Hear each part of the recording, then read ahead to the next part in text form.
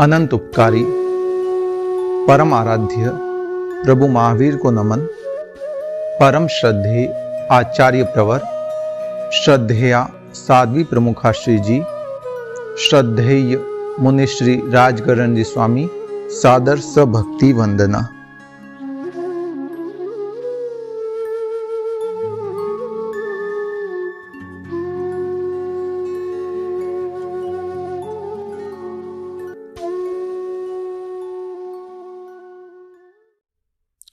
जय जिनेन्द्र। 22वां बोल, श्रावक के 12 व्रत। श्रावक जो साधुता स्वीकार करना चाहता है, उसका लक्ष्य महाव्रत होता है, मगर वह स्वीकार करने में स्वयं को अक्षम महसूस करता है, वही श्रावक होता है महाव्रत साध्य मेरा, किंतु वह दुसाध्य है। श्रावक की मुख्य परिभाषा यही है। बाकी तो व्यवहारिक आधार पे हम कुछ भी कर सकते हैं, मगर मुख्य परिभाषा यह है कि उसका लक्ष्य तो साधु बनना है, साधु बनना था, मगर वह स्वयं को अक्षम महसूस करता है, कमजोर महसूस करता है एक उत्कृष्ट साधना करने के लिए। इसीलिए वह श्रावकत्व स्वीकार करता है। उसका मनोबल इतना मजबूत नहीं है, परिपक्व नहीं है, या ये कह दूं कि प्रत्याख्यान क्रोधमान मायालोभ का उदय है कि वह साधुत्व स्वीकार नहीं कर पा रहा है, इसीलिए वह श्रावकत्व स्वीकार करता है। भगवान महावीर ने 2 तरह के धर्म की निरूपणा की, साधु धर्म, श्रावक धर्म। आगार धर्म, अणगार धर्म। आगार यानी जिसके आगार हैं, घर हैं, वह श्रावक, और अणगार जिसके कोई घर नहीं है, किसी तरह की कोई चोट नहीं है, वह अणगार। तो भगवान ने साधु के लिए तो कोई चोट नहीं दी, उनके तो 3 करण 3 योग से त्याग है, मगर श्रावक के लिए भगवान ने फ्लेक्सिबल धर्म बताया कि तुम्हारी इच्छा हो वैसे स्वीकार करो। उपासक दशांग जो एक आगम है, अंग है, उसके अंतर्गत 10 श्रावकों का उल्लेख आता है। उनकी अगर संपत्ति हम देख लें तो आज के समय मुकेश अंबानी क्या वर्ल्ड का सबसे ज्यादा अमीर व्यक्ति भी उनके सामने उनके स्टाफ के रूप में लगेगा, कारण कि उनके 60-60 हजार गायें होती थी, 80,000 गाय। इतना व्यापार, इतनी स्वर्ण मुद्राएं, बेहिसाब उनके पास परिग्रह था, फिर भी वे 12 व्रती श्रावक थे। उन्होंने उसका लिमिटेशन किया था। तो भगवान ने श्रावक के लिए पूरा फ्लेक्सिबल धर्म बताया है। ऐसा कोई नियम नहीं है कि यदि आप 12 व्रती श्रावक बनोगे तो आपको 5 करोड़ से अधिक प्रॉपर्टी नहीं रखनी है। आप चाहो तो 500 करोड़ भी रख सकते हो, आप चाहो तो 50,000 करोड़ से अधिक का त्याग कर सकते हो, आप चाहो तो 50 लाख करोड़ से अधिक का त्याग कर सकते हो। वो आप पर निर्भर है। आप जितना रखोगे उतना ही दोष लगेगा, अन्यत्र जितना है उसका दोष से आप बच जाओगे। संसार में ऐसी कोई वस्तु नहीं है जिसके प्रति हमारे भीतर मूर्छा न हो। यदि आपको लंदन में कोई प्रॉपर्टी गिफ्ट करे, आप लोगे या नहीं लोगे? आपने कभी लंदन नहीं देखा होगा, अरे भारत की भूमि से बाहर पैर नहीं रखा होगा, मगर यदि आपको कोई लंदन में प्रॉपर्टी गिफ्ट करे, आप लोगे या नहीं लोगे? लोगे। 1 मिनट पहले भी आपको विश्वास नहीं था या चिंतन भी नहीं था कि कोई अगर लंदन में प्रॉपर्टी गिफ्ट करेगा तो मैं लूंगा, मगर ये हमारे भीतर इच्छाएं भरी पड़ी हैं। और जो ये 12 व्रत हैं वे गर्भज इच्छाओं का निरोध करते हैं। जो हमारे भीतर भरे पड़े अनादिकाल के संस्कार है, परिणाम हैं, जो हमें मालूम भी नहीं है, उनका निरोध करते हैं, उनको कंट्रोल करते हैं। आपने नियम लिया कि मेरे विदेश में प्रॉपर्टी खरीदने का त्याग है, तो क्या आप खरीद पाते? क्या मैं कह भी देता फिर भी आप मना कर दे, नहीं भाई मेरे तो त्याग किए हुए हैं। लंदन क्या, तू भले व्हाइट हाउस के बाजू वाली पेंटागन या व्हाइट हाउस के बाजू वाली प्रॉपर्टी मुझे दे दे तो भी मेरे को लेने का त्याग है। कारण यही है कि व्रत हमने यदि स्वीकार किया तो हमारे अनावश्यक कर्म के बंधन रुक जाते हैं। आपके पास कितनी कार होगी? 1 कार, 2 कार, 5 कार। तो यदि आपके नियम नहीं है कि मेरे 5, 10, 15, 20, 25, 30, 50 से अधिक कार रखने का त्याग है, तो पूरे दुनिया में जितनी कारें हैं ना, सबका दोष आपको लग रहा है। आप कहोगे कैसे लग रहा है, मैंने तो कोई लिया ही नहीं है, मेरे पास है ही नहीं, तो दोष कैसे लगेगा। फॉर एग्जाम्पल नरेंद्र मोदी जी देश के प्रधानमंत्री, यदि आपको अपनी जो BMW या जो भी वे कार यूज कर रहे हैं 6-7 करोड़ की आती होगी बुलेट प्रूफ, वो यदि गिफ्ट कर दे, आप लोगे या नहीं लोगे। सचिन तेंदुलकर आपको अगर गाड़ी गिफ्ट करे अपनी, आप लोगे या नहीं लोगे। न्यूज हेडलाइन होगी। नरेंद्र मोदी यदि किसी से हाथ भी मिला लेता है तो वह भी न्यूज बन जाती है। और यदि आपको कार गिफ्ट करेगा तो सारे न्यूज चैनल पर आपकी ही हेडलाइन होगी। सारे मीडिया चैनल वाले आपको ही ढूंढ रहे होंगे, कौन है ये शख्स, क्या करता है। दी ललन टॉप वाला तो एक स्पेशल एपिसोड भी कर लेगा कि ये व्यक्ति है कौन जिसको ये कार गिफ्ट की जा रही है नरेंद्र मोदी द्वारा। कितना मन में ही नहीं था आपके, तो नरेंद्र मोदी गिफ्ट भी करेगा, आप लोगे या नहीं लोगे। यदि आपके नियम है तो नहीं लोगे, अगर नियम नहीं है, त्याग नहीं है, तो पूरी दुनिया का धन मिल जाए तो भी आप लेने को तैयार बैठे हो, आप मना नहीं करोगे। तो व्रत किसे कहते हैं कि गर्भज इच्छाओं का निरोध, जो हमारे भीतर इच्छाएं मौजूद हैं उसको रोक देना, उसको लिमिट कर देना, उसको उत्पन्न नहीं होने देना, उसको एक तरह से अंकुशित कर देना, अपने एक अधिकार में ले लेना, अपने स्वामित्व में ले लेना, अपने प्रभाव में ले लेना कि अब वह गर्भज इच्छाएं उत्पन्न नहीं हो सकती। भगवान ने 12 व्रतों का विश्लेषण किया। 5 अणुव्रत हैं, 3 गुण व्रत हैं और 4 शिक्षा व्रत हैं। 5 अणुव्रत साधु के महाव्रत होते हैं और हमारे अणुव्रत का अर्थ हो गया छोटे छोटे नियम, उसका एक छोटा अंश हमने स्वीकार किया। साधु के तो पूर्ण त्याग है, हमारे अंश रूप में त्याग है। 5 अणुव्रत होते हैं, अहिंसा अणुव्रत, सत्य अणुव्रत, अस्तेय अणुव्रत, ब्रह्मचर्य अणुव्रत और इच्छा परिमाण कह दो या अपरिग्रह अणुव्रत। 3 गुण व्रत होते हैं, दिग्व्रत परिमाण, भोगोपभोग परिमाण और अनर्थदंड वीरमण। ये 3 गुण व्रत होते हैं। ये जो 5 अणुव्रत हैं उनके गुणों को और वृद्धिंगत करने वाले ये 3 गुण व्रत होते हैं, इसलिए इन्हें गुण व्रत कहते हैं। 4 शिक्षा व्रत होते हैं। शिक्षा का अर्थ होता है सीखना, बार बार करना। जो 8 अणुव्रत होते हैं ना, ये 8 व्रत हैं। 5 अणुव्रत और 3 गुण व्रत, ये तो लाइफ टाइम के लिए स्वीकार किए जाते हैं, 1 टाइम स्वीकार किए जाते हैं और लाइफ टाइम के लिए होते हैं। मगर जो 4 शिक्षा व्रत हैं, 9वां सामायिक व्रत, 10वां देशावकाशिक व्रत, 11वां पोषद व्रत, 12वां अतिथि समविभाग व्रत, ये बार बार किए जाते हैं। लाइफ टाइम के लिए त्याग नहीं होता है, समय अनुसार किया जाता है। जैसे आप सामायिक सुबह करते हैं, कोई शाम को करते हैं, कोई दोपहर को करते हैं, कोई रात को करते हैं, कोई सुबह जल्दी उठकर करते हैं, तो ये बार बार करने वाली चीज होती है। देशावकाशिक जो 14 नियम स्वीकारे जाते हैं, या हम जो भी संवर आदि करते हैं, या दिन में 2-2, 3-3 घंटे का त्याग करते हैं, वो सारा इससे 10वां व्रत पुष्ट होता है। देशावकाशिक यानी थोड़ा सा अवकाश मिला, हमने स्वीकार कर लिया, देश अवकाश। 11वां व्रत होता है पोषद व्रत। पोषद व्रत के अंतर्गत क्या होता है कि हमने एक दिन के लिए 24 घंटे के लिए साधुता का वेश स्वीकार कर लिया, समस्त सावधीय योग प्रवृत्ति का 2 करण 3 योग से त्याग कर लिया और एक अपने आत्मरमणता में, धम्म जागरणा में अवस्थित हो गए। पुराने जो श्रावक होते हैं ना, वे पर्व तिथियों पर पोषद करते थे। अष्टमी, चतुर्दशी, अमावस्या, अष्टमी, चतुर्दशी, पूर्णिमा फिक्स था कि महीने के 6 उपवास वे करते ही थे। अष्टप्रहरी, 16 प्रहरी पोषद करते ही थे। केवल धर्माराधना करते थे उस समय, और कुछ नहीं। आज के समय हमारे घर में कई लोग बड़े बड़े जो फ्लैट आदि लेते हैं, उसमें होम थिएटर बनाते एक कमरे में। ये आज की संस्कृति है, पश्चिम संस्कृति का अनुकरण हो रहा है। बाकी पुराने जो श्रावक होते हैं ना, वे जब अपना घर बनाते तो उसमें एक पोषदशाला बनाते, जहां वे पोषद करते, धर्माराधना करते। और आज के समय होम थिएटर होता है। कहाँ हमारी सोच जा रही है, केवली गम्य तत्व है।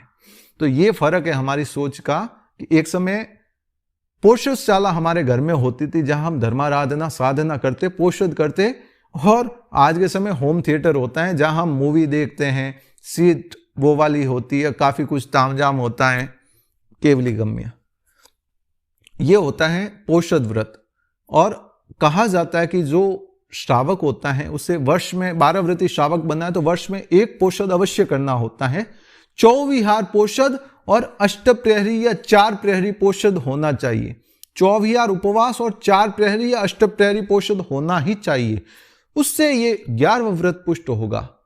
और 12वां जो व्रत होता है वह होता है अतिथि समविभाग, अर्थात कोई भी साधु साध्वी आपके यहाँ आए जो शुद्ध साधु साध्वी हैं, 5 महाव्रतों की सम्यक आराधना कर रहे हैं, वे यदि आप उनको सुपात्र दान देते हैं, उनको वस्त्र भोजन आदि वहराते हैं, स्थान आदि देते हैं रुकने के लिए, तो उससे आपका यह 12वां व्रत पुष्ट होगा। शेष व्रत जो होते हैं ना, 1 करण 1 योग, 2 करण 3 योग, 1 करण 3 योग से होते हैं, और ये व्रत होता है 3 करण 3 योग से। 12वां व्रत आप साधु साध्वियों को वहरा रहे हैं, मन से वहराना होगा, वचन से और काया से, करूं करवाऊं अनुमोदूं, ये सब जुड़े हुए होंगे तभी पुष्ट होगा, अदरवाइज पुष्ट नहीं होगा। साधु साध्वियों को वहराना ही नहीं है, जितना आप वहरा रहे हो उतनी उनोदरी भी होनी चाहिए। आपकी खुराक 5 रोटी की है और आपने 3 रोटी वहरा दी तो आपको 2 ही खानी है, तो आपका 12वां व्रत पुष्ट होगा। अदरवाइज आपने 5 रोटी में से आपने 3 रोटी वहराई और आपने 5 रोटी खा ली तो आपका व्रत पुष्ट नहीं हुआ। खाद्य संयम वस्तु संयम का सहज साधक बनो। खाद्य संयम भी होना चाहिए और वस्तु का संयम भी होना चाहिए। आपने यदि आमरस वहरा दिया है तो उस दिन आप आमरस नहीं ले सकते। 2012 की बात है, आचार्य महाशमन जी 1 महीने के लिए मेरे जन्मभूमि बालोतरा में प्रवास किए थे।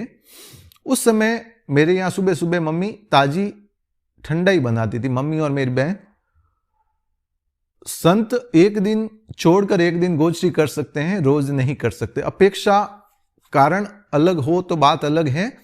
तो उस समय मेरे यहाँ एक दिन छोड़कर एक दिन गोचरी होती, सुबह सुबह पहली प्रहर में। तो संतों के तपस्या होती, वर्षी तब चल रहा था, तो वे संत गोचरी पधारते मेरे यहाँ। एक दिन मैं ठंडाई पीता, दूसरे दिन मेरे उनोदरी होती, मैं ठंडाई नहीं पीता, कारण कि जो मेरे हिस्से का होता मैं वहरा देता। उस दिन उनोदरी करता, मैं नहीं पीता। एक दिन पीता, एक दिन नहीं पीता। ये होता है 12वां व्रत पुष्ट करना। ये नहीं कि जितना मैंने वहरा है और मेरे खुराक वैसे ही चलती रही और बना के मैंने पी लिया, वो नहीं हो सकता। खाद्य संयम होना ही चाहिए, वस्तु का संयम भी होना चाहिए, तो ही आपका 12वां व्रत पुष्ट होगा, अदरवाइज फॉर्मलिटी है। अहिंसा अणुव्रत, जिसके अंतर्गत हम स्थूल हिंसा का त्याग करते हैं। मैंने इन 12 व्रतों को विश्लेषित करते करते 4 जो अंतिम व्रत है उनको तो एक्सप्लेन कर दिया, मगर शुरू के 8 नहीं किए, उल्टा कर रहा हूं। अहिंसा अणुव्रत क्या होता है कि जिसमें हम संकल्प पूर्वक किसी को मारने का त्याग करते हैं। हमारे आरंभजा हिंसा का आगार होता है, अर्थात गृहस्थ जीवन में खाना भी बनाना पड़ता है, सब्जियों को भी सुधारना पड़ता है, कई काम करने पड़ते हैं, तो वो आवश्यक हिंसा हो गई, व्यापार आदि, तो वो आवश्यक हिंसा है। एक होती है विरोधजा हिंसा, जैसे आप पर किसी ने अटैक कर दिया तो आपको उसका प्रतिकार करना अपेक्षित होता है, करते भी हैं, तो ये होगी विरोधजा हिंसा। आप एक सैनिक हैं, 12 व्रती श्रावक हैं, पाकिस्तान ने आप पर हमला कर दिया, आपको उसका प्रतिकार करना होगा, ये विरोधजा हिंसा है। मगर ये नहीं कि आज मेरे जज गई, मैं जाके पाकिस्तान के ऊपर बम अटैक शुरू कर दूं।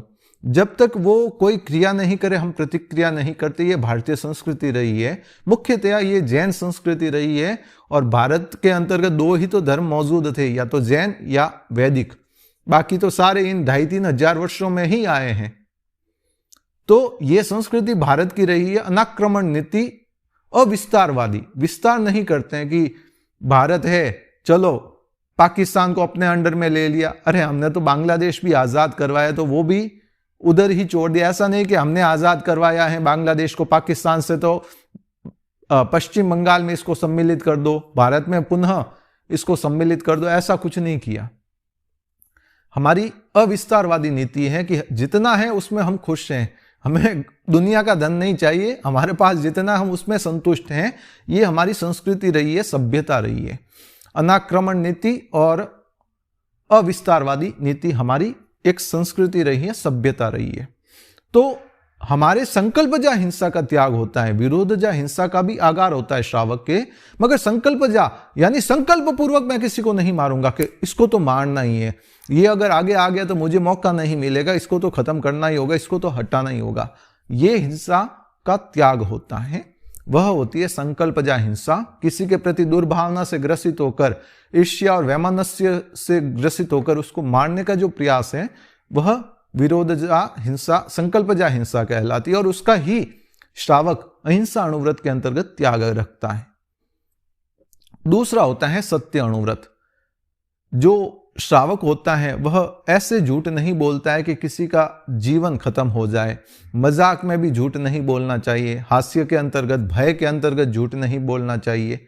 बोलने के ये कारण आता है कि उस समय व्यक्ति बोल सकता है मगर नहीं बोलना चाहिए। बड़े झूठ बोलने का त्याग होता है, छोटे तो अब ठीक है, गृहस्थ जीवन में वो भी नहीं बोलने चाहिए, मगर जो बड़े झूठ हैं, झूठी गवाही देना, और साथ ही साथ जैसे लड़के और लड़की की शादी का एग्जाम्पल आता है कि लड़के वाले लड़की को देखने गए तो कहा कि हमारी लड़की तो एक टांग पर सारा काम कर देती है। एक जैसे मुहावरा होता है ना, एक टांग पर सारा काम कर देती है, यानी इतनी फास्ट है कि सारे काम अपने आप कर देती है।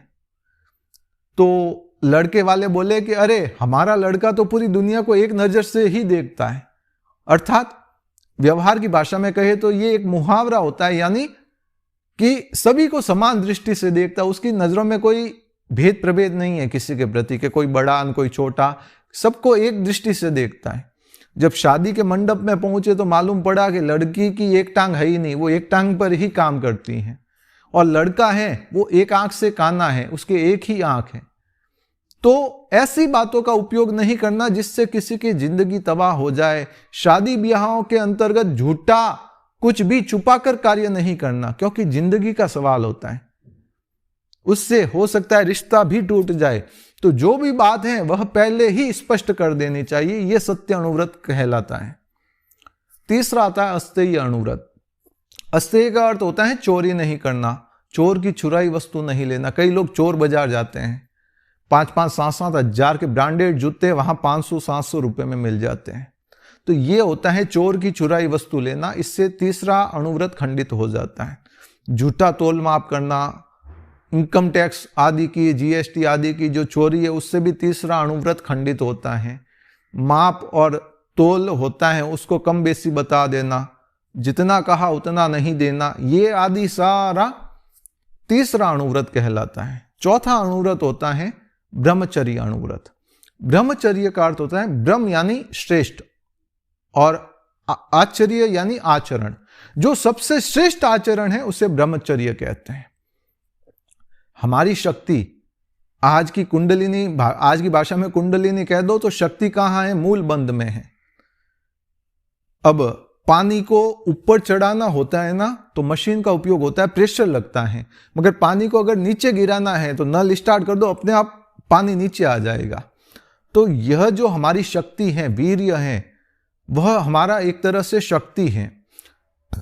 उसको ऊपर चढ़ाना है तो साधना करनी होती, ब्रह्मचर्य की साधना होती है, वैराग्यता की, विरक्ति की साधना होती, 5 इंद्रियों का संकुचन करना होता है, मन को कंट्रोल करना होता है, निग्रह करना होता है 5 इंद्रिय और मन का। तभी वह शक्ति ऊर्ध्वगामी बनती है, और यहां तक पहुंच जाए तो कहते हैं कुंडलिनी जागृत होगी, सहस्रार केंद्र हमारा सक्रिय हो गया। मगर अधोगामी बनाना है तो कोई अपेक्षा ही नहीं है। कोई भी विकृत चित्र देख लीजिए, वीडियो देख लीजिए, आपकी यह शक्ति है वो अधोगामी बन जाएगी, वीर्य स्खलन हो जाएगा, रज स्खलन हो जाएगा। तो उत्कृष्ट नहीं, सर्वोत्कृष्ट कोई आचरण है तो वह है ब्रह्मचर्य अणुव्रत या आचरण। श्रावक, साधु के लिए तो 3 करण 3 योग से त्याग होता है, मगर श्रावक के लिए क्या होता है कि वह स्वदार संतोष, अर्थात स्वपति स्वपत्नी के अलावा अन्य किसी के साथ अब्रह्मचर्य सेवन का त्याग रखता है। दूसरा, स्वपत्नी या स्वपति के साथ भी एक नियम मर्यादा 24 घंटे भोगों में आसक्त नहीं रहता है, मगर उसमें भी एक नियम मर्यादा रखता है कि इतने दिन, महीने में इतने दिन का त्याग है, महीने में इतने दिन का त्याग है, ऐसे त्याग के साथ रखता है, तो वह होता है स्वदार संतोष। उसके अलावा ऐसी जगहों को वो अवॉइड करता है जहां पर विकार वासनाएं उत्तेजित हो सकती हैं, जैसे कोई डिस्को डांस करने चला गया, कोई बार में चला गया जहां नाच हो रहा है, अश्लील नाच हो रहा है, ऐसी विषय सामग्री से वह बच के रहता है। आज के समय वेब सीरीज चल रही है, उसके प्रति वह आसक्त नहीं होता, देखने नहीं लग जाता है, अपनी साधना का, अपने शील को सुरक्षित रखने का प्रयास करता है, विकृत होने से बचने का प्रयास करता है। यही है ब्रह्मचर्य अनुव्रत। पांचवा होता है परिग्रह अपरिग्रह अनुव्रत, इच्छा परिमाण। साधु के लिए चौथे महाव्रत की साधना मुश्किल है, ब्रह्मचर्य की, और श्रावक के लिए पांचवें अनुव्रत की साधना मुश्किल है। वह कंफ्यूज रहता है, मैं कितना रखूं कितना नहीं रखूं। कारण कि आज से अगर 10 साल 20 साल 25 साल पहले अगर कोई सोचता कि मुझे परिग्रह की लिमिटेशन करनी, वह 50 लाख रखता तो भी बहुत होता। कारण कि उस समय प्रॉपर्टी की वैल्यू 2 लाख 3 लाख रुपए थी, अच्छे से अच्छे घर की। आज उन घरों की वैल्यू है 1-1 करोड़ 1.5 करोड़ रुपए। समय का प्रभाव है। उस समय शादियां 50,000 लाख रुपए में हो जाती थी। कोई 10 तोला सोना देता तो 50,000 का बिल होता। आज 50,000 में 1 तोला सोना नहीं आता है। तो आज से 20 साल पहले और 25 साल पहले और अभी में, उस समय 1 लाख रुपए में तो पूरा शादियां हो जाती। 51 लाख 60,000 70,000 में तो खाना हो जाता था। आजकल इतने तो वो खाना बनाने वाले कंदोई भी नहीं लेते हैं, उससे भी अधिक चाहिए उनको। 1.25 लाख 1.5 लाख 2 लाख 2.5 लाख, जैसा जिसका नाम है, ब्रांड है, उस अनुसार मांगता है। तो हर चीज बढ़ रही है, तो इसीलिए वह असमंजस में रहता है कि मैं क्या करूं कैसे करूं। एक बात निवेदन करता हूं, कभी भी जब हम परिग्रही 12 व्रत स्वीकार करते हैं ना, तो उसकी वैल्यूएशन गोल्ड के आधार पर तय की जाती है। कि सपोज जैसे मैं 2007 में 12 व्रती श्रावक बना, तो जब मैंने 12 व्रत स्वीकार किए थे तो वहां उस समय के गोल्ड के भाव लिख दिए थे, लगभग 11,000 रुपए थे। आज लगभग 50-55 हजार रुपए तोला है। तो ये समझ लीजिए कि जो मैंने प्रॉपर्टी उस समय वैल्यू की थी मेरी, आज उससे 5 गुना अधिक हो चुकी है। वह मेरी मर्यादा के अंतर्गत है, परिग्रह के अंतर्गत है। सपोज उस समय मैंने अगर 20 करोड़ की लिमिटेशन की है आज से 13 साल पहले, तो अभी मेरी प्रॉपर्टी की वैल्यू 100 करोड़ हो गई कि मैं 100 करोड़ तक का परिग्रह रख सकता हूं। उस समय 10 लाख में अच्छे से अच्छा फ्लैट मिल जाता, आज वही फ्लैट करोड़ रुपए में नहीं मिलता है। तो ये सारा परिवर्तन 10-12 साल 15 सालों में ही हुआ, आप सब जानते हैं। तो 5वां अनुव्रत यही है कि आप कितना ही रखना चाहते हैं, उससे 10 गुना अधिक रखना चाहते हैं तो भी रखिए, नहीं रखना है तो भी रखिए, मगर एक लिमिटेशन अवश्य कर दीजिए। यह होता है 5वां अनुव्रत। धन धान्य की, वस्त्र आदि की, ये जितनी लिमिटेशन है ये सारी कर दीजिए। वस्त्र आदि की तो उसमें आएगा, इसमें धन धान्य प्रॉपर्टी आदि, रुपए बैंक बैलेंस आदि का आएगा, वह आप कर सकते हैं। गहना कितना रखना है अपने पास आदि आदि। 6ठा व्रत होता है दिशा परिमाण, यानी दिशाओं को लिमिट कर देना। आप ऊर्ध्व दिशा में कितना जा सकते हैं? जाने को तो 7 रज्जु के पास जाना है, सिद्धों के पास, मगर इस भव में पॉसिबल नहीं है। तो इसीलिए हम नियम कर सकते हैं कि जैसे हवाई जहाज है 30,000 फीट 40,000 फीट 50,000 फीट तक उड़ते हैं, कभी कभी काम पड़ता है एरोप्लेन में बैठने का, तो हम ये लिमिटेशन कर सकते हैं कि मैं 1 लाख मीटर से अधिक यानी 100 किलोमीटर से अधिक ऊपर ऊर्ध्व दिशा में जाने का त्याग है। भारत से बाहर अभी जा नहीं सकते हैं, या कई लोग जाते हैं तो ये विश्व में ही जाते होंगे ना, अमेरिका अफ्रीका आदि, कहीं पर भी न्यूयॉर्क आदि, या कहीं पर भी जाते होंगे, ऑस्ट्रेलिया आदि। तो आप जो दृष्टिगोचर विश्व हो रहा है उसका आगाह रख दीजिए कि इस जो दृश्यमान विश्व जो मुझे दिख रहा है, अमेरिका ऑस्ट्रेलिया आदि, वहां तक जाने का आगाह है। इसके अलावा जो संपूर्ण लोक है मैं उसका त्याग करता हूं। तो ये 12 व्रत हो गया।